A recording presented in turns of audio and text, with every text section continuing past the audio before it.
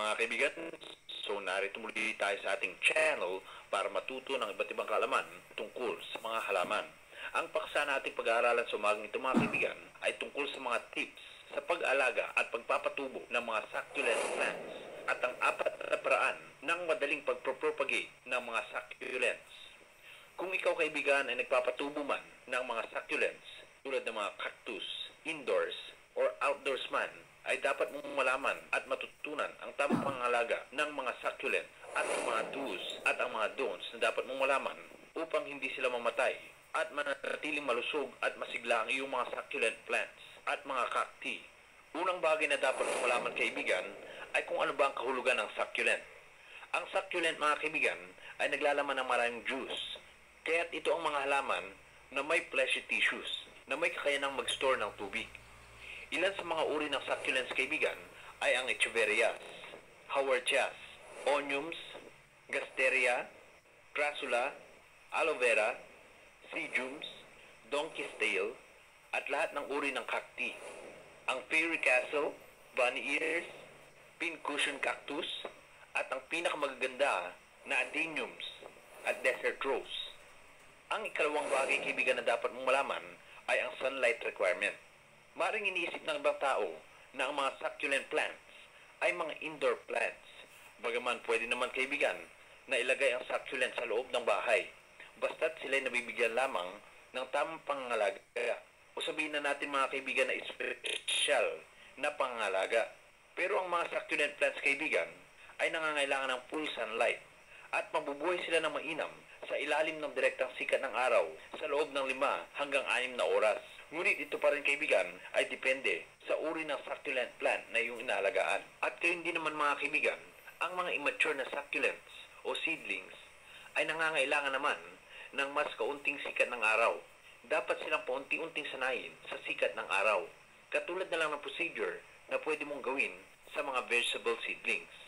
1 oras na exposure day 1, 2 oras na exposure sa araw day 2, 3 oras na exposure sa araw day 3. Hanggang sa lubusan ng masasanay ang iyong succulent plants sa araw. Tatalakayin din natin mamaya kaibigan ang ilan pang useful tips tulad ng kung paano ba makakaiwas ang iyong succulent plant sa pagkakaroon ng leggy growth o yung hindi magandang pagtubo ng halaman sa bandang dulo ng ating video. Ikatlong bagay kaibigan na dapat mong malaman ay ang watering requirement. Isa na naman ito kaibigan sa pinakamalagang bagay na dapat mong malaman kung gusto mong magkaroon ng malulusog at magandang succulent plants. Ang dalas ng pagdidilig kaibigan ay depende kung tag-araw ba o tag-ulan ang panahon. Kung summer kaibigan, ang iyong succulent plant ay tutubo sa kanyang full potential tulad ng ibang halaman. Ang kailangan mo lamang gawin kaibigan ay diligan mo ang iyong succulent plant kapag tuyo na ang lupang pinagtaniman mo dito. At dapat mong bawasan ng malaki ang iyong dinidilig kapag panahon naman ng tag-ulan. Kaibigan, ang tatlong tanong naman na dapat nating malaman tungkol sa pagdidilig ng succulent plant ay ang mga sumusunod. Paano magdilig? Gaano karami ang tubig na dapat mong idilig? At gaano kadalas dapat magdilig? Ito ay napakahalaga kaibigan dahil ang maling pagdidilig mo dito ay maaaring magresulta ng pagkakaroon ng mold sa iyong halaman at fruit rot na pwede nitong ikamatay. Ang mga succulent plant kaibigan at cacti ay ibang-iba sa mga ibang halaman. Sila ay may makapal at fleshy tissue ng mga dahon at ang stem nito na naka-adapt sa pag-store ng tubig. Sa gayon kaibigan, maraming tubig ang naka-store sa tissues nito. Ang watering requirement nito kaibigan ay mas kakaunti kaysa sa ibang mga halaman. Kapag nagdidilig ka ng succulent kaibigan, 2 rules ang dapat mong tandaan para maiwasan mo ang overwatering at fruit rot ng iyong halaman. Ang unang rule kaibigan ay ang pagsunod sa finger dip method. Itusok mo lamang kaibigan ang iyong daliri at least 1 inch sa lupa kung saan mo itinanim ang iyong succulent para ma-check mo ang soil moisture at diligan mo ang lupa kung ito ay tuyo na. Pwede ka rin gumamit ng moisture meter kaibigan. At ang ikalawang rule naman kaibigan ay iwasan mo ang water spillage sa mga fleshy leaves ng iyong succulent plant. Ang kailangan dito kaibigan ay isang pandilig na may mahabang nozzles at diligan mo ang lupa sa pamagitan nito. At isang malapad na nozzles naman na pandilig para naman sa dahon ang iyong gagamitin. Ang ikatlong rule kaibigan ay diligan mo ang iyong succulent plant ng mabuti hanggang sa ang mga tubig na idinidilig mo dito ay lumalabas na sa draining holes ng container nito. Kadalasan kaibigan sa mga lugar nagtropikal ang klima, ang pagdidilig ng succulent plant minsan sa isang linggo o maximum ng 2 beses sa isang linggo kaibigan ay sapat na kung ito ay nakakatanggap ng direktang sikat ng araw. Ang isa pang mahalagang bagay kaibigan sa pag-aalaga ng iyong succulent plant ay ang potting mix. Ito ay isa pang mahalagang bagay kaibigan na dapat mong malaman sa magandang pagtubo ng iyong succulent plant. Ang mga succulent kaibigan at cacti ay nangangailangan ng fast draining potting mix o mabilis na mag-drain na soil mix kaibigan. Ibig sabihin kaibigan, ang ordinaryong potting mix o potting soil ay hindi nababagay sa mga succulent at cacti. Ibig sabihin kaibigan, kailangan mong magdagdag ng mga sangkap na makakatulong sa mabilis na pag-drain ng tubig na iyong didilig para sa iyong potting mix. Isa sa formula na pwede mong gamitin kaibigan ay ang 30 to 40% garden soil, 30 to 40% ng lupa, 10 to 20% ng pebbles, o pwede na rin kaibigan yung maliliit na bato. At 10 to 20% ng compost tulad ng mga animal manure o di kaya yung vermicompost. Pwede ka rin kaibigan na magdagdag optionally ng 10% ng uling o coal. Kaibigan, huwag kang gumamit ng coco peat, vermiculite, moss, o di kaya balat ng palay o ipa ng palay para sa iyong potting mix. Lalo na kung ang iyong succulent ay patutubuin ninyo indoors o di kaya ilalagay nyo sila sa isang lugar na hindi sila makakatanggap ng direktang sikat ng araw. Dahil mariretain nito kaibigan ang tubig at pwedeng magresulta ito ng pagkakaroon ng root rot. Kaibigan, ang susunod na bagay na dapat mong malaman sa pag-alaga ng succulent plant kaibigan at cacti ay ang pot size. Ang pagpili ng tamang sukat ng container para sa iyong succulent at cacti ay isa pang importanteng bagay sa pagkakaroon ng healthy at masayang succulent plant. At muli mga kaibigan, ito rin ay depende sa succulent plant na iyong inaalagaan.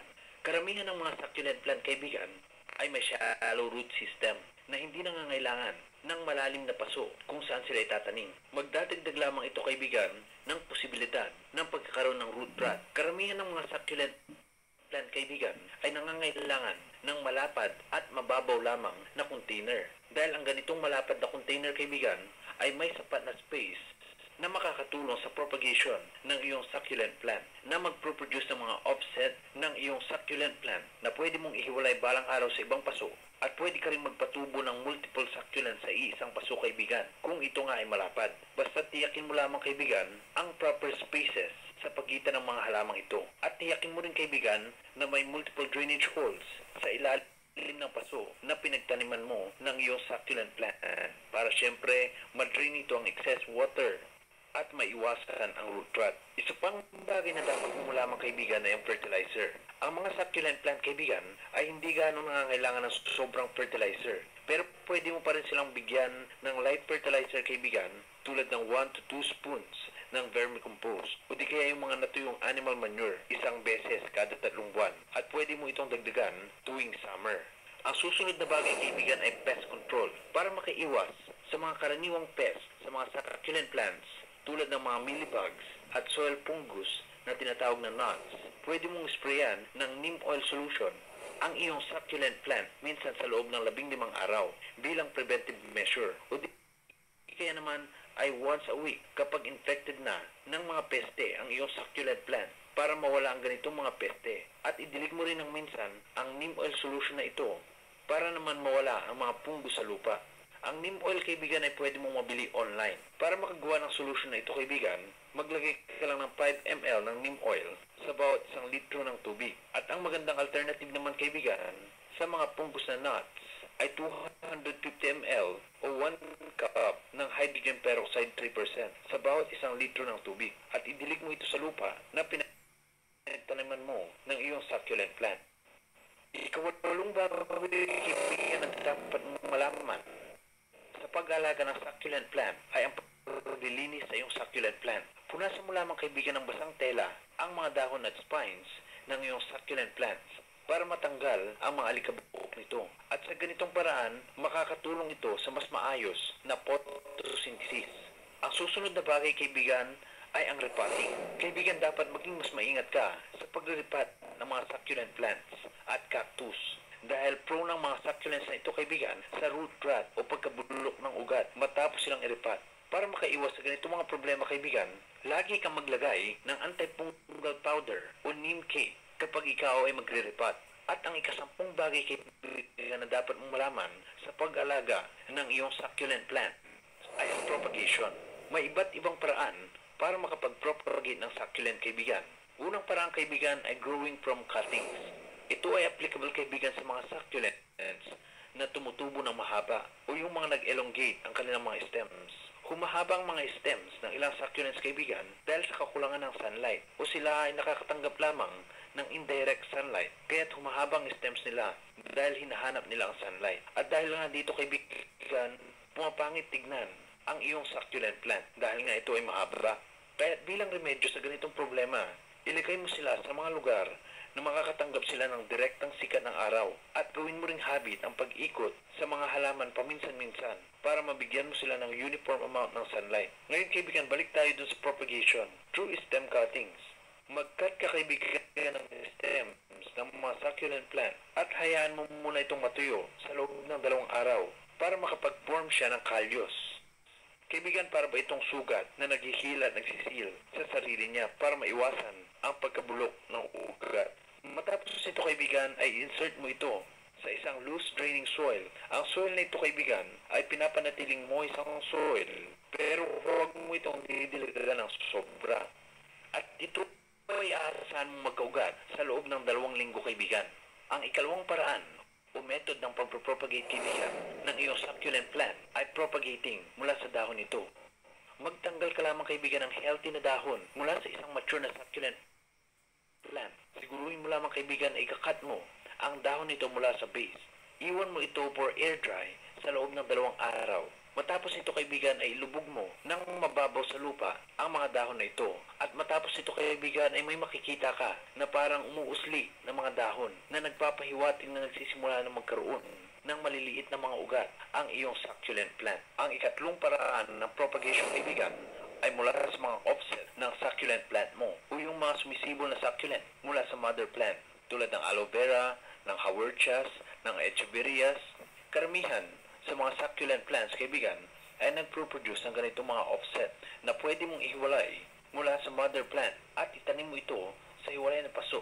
Ang ika-4 na method kaibigan ng pagpapatubo ay mula sa buto nito. Ito ay mabagal na paraan ng pagpapatubo ng succulent kaibigan. Pero kung ikaw ay may oras at tiyaga, pwede mo itong gawin. Ang buto ng mature na succulent ay makikita mo kaibigan matapos ang pamumulaklak nito na makikita mo ang mga seed pod.